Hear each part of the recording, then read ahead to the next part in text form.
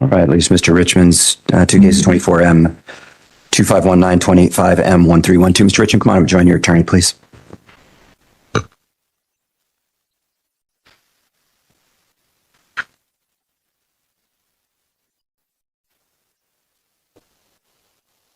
Mr. Richmond, would you please remove your hat in the courtroom? Like I said earlier, Your Honor, I'd prefer for spiritual reasons not to. Not cultural reasons. Cultural are spiritual reasons, are they not? Or spiritual are cultural. Would you describe that to me further? It's to my understanding, sir, that many people do not need to remove their hat. I'm asking about your situation. Explain it to me. Yes, I believe mine is similar because spiritually, I believe I lose power when I expose my head fully. So I prefer not to remove my hat because I feel like I need power in here. Okay. I'm going to order you one more time. I do not find that persuasive. In fact, I find it manipulative. I'm going to order you one more time to remove your hat out of respect for the court as I order anybody else, so as not to treat you differently. I do not find your reasons to be persuasive. I'm going to order you to do it. And I just wanted to let you know that failure to comply, I will find you in direct contempt of court. Do you understand that? As long as you understand, you're asking me to yield my power spiritually in a literal sense. This is what you're doing. This is what you've done last time. This is what you guys always do. And, you know, I think that's really... I don't understand your answer. I'm ordering you to remove it again with you understanding the consequences. Do you understand the consequences of failure to remove your hat? Can you please explain them? Yes, I will hold you in direct contempt of court, finding that after repeated warnings, you failed to comply with the court's order and that it undermines the dignity and the authority of this court. And specifically, I don't find your reason to be persuasive. Do you understand? Not fully. So do I get to wear my hat next time? That's what I'm trying to understand. I'm talking about this time. We'll worry about next time. Do you understand that if you fail to comply, I will hold you in direct contempt? So I'm going to be held for 24 hours while it's cold out? I have no idea what the consequences are going to be. You will be sentenced on direct contempt, and I'll allow you to make any statement you want in mitigation. I'll hear from your attorney as well, and then I'll decide. You may not go into custody at all, or you may, or there may be some other consequence. Okay. What is your response to my final order to remove your hat? Sir, I really insist on this, and I feel really strongly spiritually about it, and it's time for me to take the consequences of that. The court has now find that the defendant has been warned multiple times to remove his hat. He's been given sufficient notice and given a direct order, in fact, to remove his hat. He is explained, and the court finds it to be completely incredible, having even changed his explanation after talking with his attorney, explained his heartfelt, that's with air quotes, reason for not removing his hat. I find it to be incredible, manipulative, and in direct contempt of the court. I find that it undermines the authority and undermines the dignity of the court. I find that he does so intentionally. And because of that, he is in direct contempt.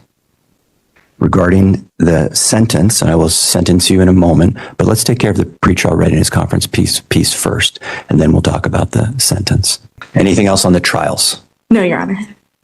All right, that leaves the contempt. Regarding contempt, Ms.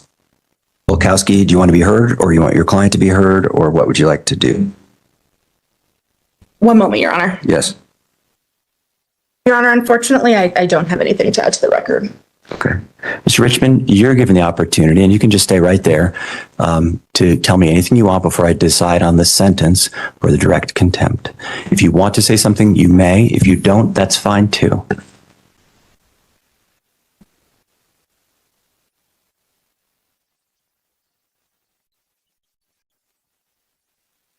I don't want to say much, but I mean, all there is to say that It's like a religion to me. It's personal. It's semi-parallel to what a lot of religions and cultures believe. And if I embellish too much, then that would be, I believe, wrong. If you embellish, mean add more to it? Yeah, like that is part of my belief. Okay, I got it. And that is part of, call it spiritual, religion, cultural. I don't care what you call it. Okay, thank you. I'm not going to call it anything. I will note that you are wearing a traditional black winter hat that shows no signs of any cultural or religious affiliation, nor have you identified any other than a personal belief that you would like to wear a hat to maintain power. Again, I don't find that to be persuasive, as I've already said. Or again, finding the defendant to be in contempt, direct contempt of court. I'll sentence you to 1 day in the Boulder County Jail. I was considering longer, but I just need to communicate to you that you can't do this, so I don't want to keep you in jail longer. Plus, it's a snowy day, as you said. Perhaps it's not all that punitive based on what you said. So I'll sentence you to 1 day in the Boulder County Jail. Deputies, please. My bigger concern is that we're going to have a jury on Tuesday. I'd encourage you to reevaluate your position, because I do not want you to wear a hat in front of the jury. Yeah. And be and be in direct contempt again. I don't want that to be disruptive, because that has, here it's just us, but that has the potential to be significantly more disruptive to the proceedings. You don't have to say anything about it at all. I just want to put you on notice that the rules remain the rules.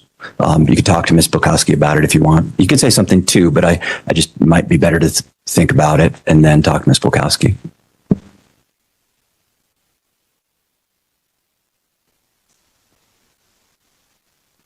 Yes. Yes, thank you.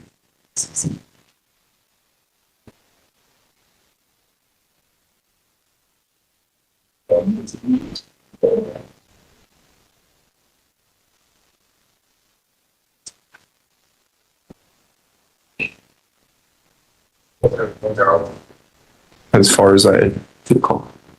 Deputy, yes, Deputy, Mr. Richmond, he's going into custody. Just wait for me, please. He's been very cooperative with me, other than the contempt piece.